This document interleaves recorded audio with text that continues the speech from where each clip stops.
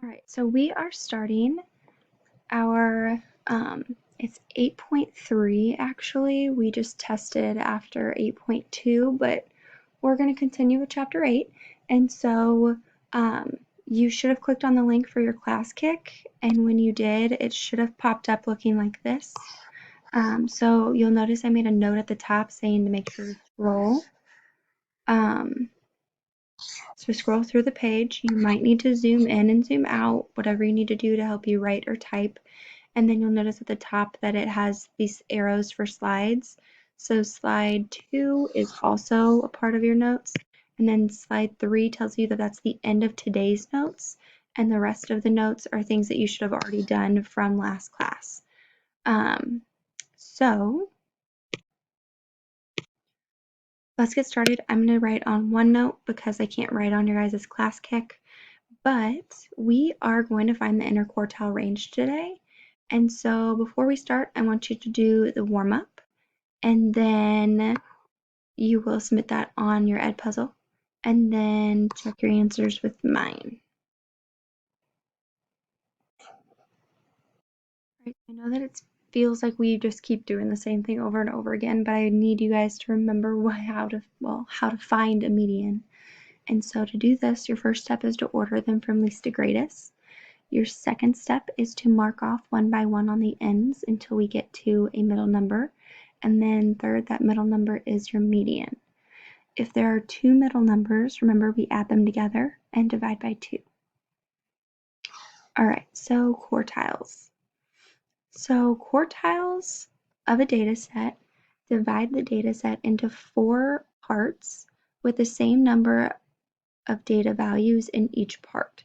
So what a quartile is just taking our data set and splitting it evenly into 4 parts. So taking each number and making sure that in each part there's an equal number of data values.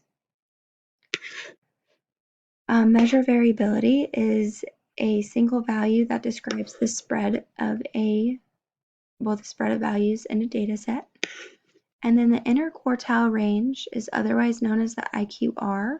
And so the IQR is the first and third quartiles of a data set, and it represents the spread of 50% of your data. So from the first quartile to the third quartile, half of your data set, half of the values or your numbers that they give you are within your first and your third quartile. All right, so we are given the data set -5, 4, 7, -1, 8, 11, and 8. And so we are going to first put these in order from least to greatest. So over here, these are just directions on how to find those quartiles. And so we know that the bigger the negative number is, the smaller it actually is. So it's -5, -1, 4, 7, 8, 8, with 2 8s, and then 11. And then now it says to find the median. So like we did in our warm-up, we said we have to mark it off one by one on the ends. So I'm going to mark off one by one until I find my middle number. So my median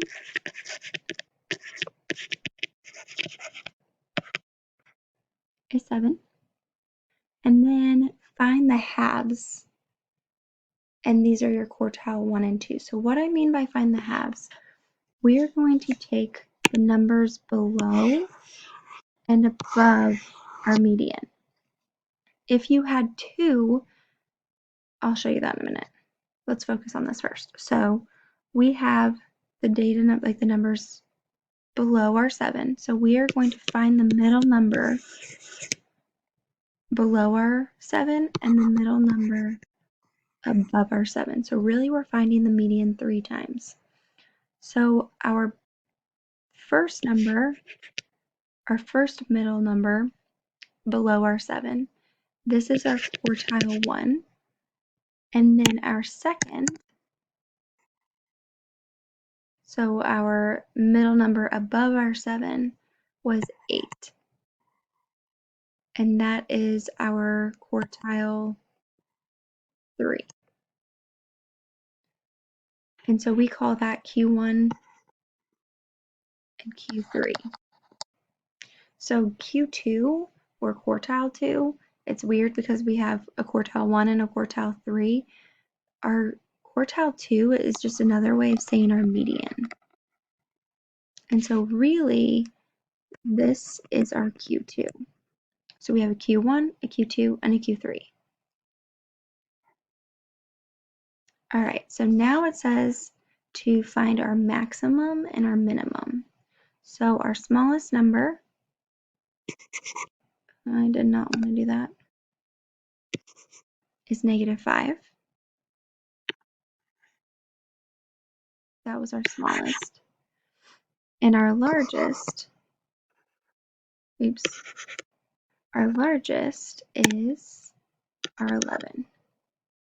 And so remember, when we find the range, we do our big minus small. So we do 11 minus -5. And remember, when we have minus a negative, that turns into a plus sign. And so we have 11 plus 5, which is 16. You also could have done this on your calculator and done 11 minus 5, but then you have to hit this plus minus in the bottom, and you'll get 16. So our range is 16. So that means that the difference from my lowest number to my biggest number, there's 16 numbers in between from my smallest to my biggest. So now I want to find the inner quartile range. And so we're going to find it close to the same way, only you do your Q3 minus your Q1. And so our Q3, we had 8. So our Q3 minus our Q1 was -1. Minus negative gives us an addition sign. So we have 8 plus 1, which is 9. All right, so now this is where all of those numbers start to come together. And so what we're going to do is do a 5-number summary, which is also a box and whisker plot. So we have 5 points that are really important. First is our Q1. That's a Q, sorry. Our Q2, which is our Q3. And then we need our minimum and our maximum. And we already found all of those values, and it did not take long. So we had our Q1. Remember, our Q1 is up here, it's -1. Our Q2, which was our median, was 7. Our Q3 was 8. Our minimum was -5, and our maximum was 11. And so now we're going to take those and we're going to plot them on our graph. Sorry that I didn't give you a spot for 11. We'll just draw it in. All right, so we're going to plot a point above our Q1. We're going to plot a point above our Q2, which was 7. And then we're going to plot a point above our Q3, which was 8. And then we're going to plot a point above our minimum and our maximum. So we have 5 points, and what we do is our Q's, so this was our Q1, our Q3, that makes a box. And then we draw a line connecting it through our median. And then the minimum and maximum creates our whiskers. So that's why they call it a box and whisker plot. So this was our Q1, this is our Q2, this is our Q3. And then this is our min and our max. So 50% of my data is in here, and that's why that's really important, is our Q1 and our Q3 gives us a minimum and maximum of 50% of our data. In between each data, so this has 25% of our data points. This has 25% of our data points. This has 25% of our data points. And this has 25% of our data in it. And so 25 plus 25 gives us 50. So this is 50% in this box. And our median, yes, it's our middle number, but our middle number happens to fall closer to the top of our box, because if you notice, we had more numbers closer to our 7s and 8s than we did to our -1 and -4. All right, so now you're gonna try it, and then you're gonna check your answers with mine. So find your minimum, maximum, Q1, Q2, and Q3, and then you are going to find your interquartile range. All right, so when I found my median, I found out that I had two, that's why it's circled here. I had two 25s that both led to the middle. So I added them up and I divided by 2 and I got 25. So my median is 25. When you have two medians, you have to split in the middle and use all the numbers below that and all the numbers above that. So you will include those when you're crossing off. So then when I found my Q1, I checked off the 6 and the 25, and I got Q1 is 23.5.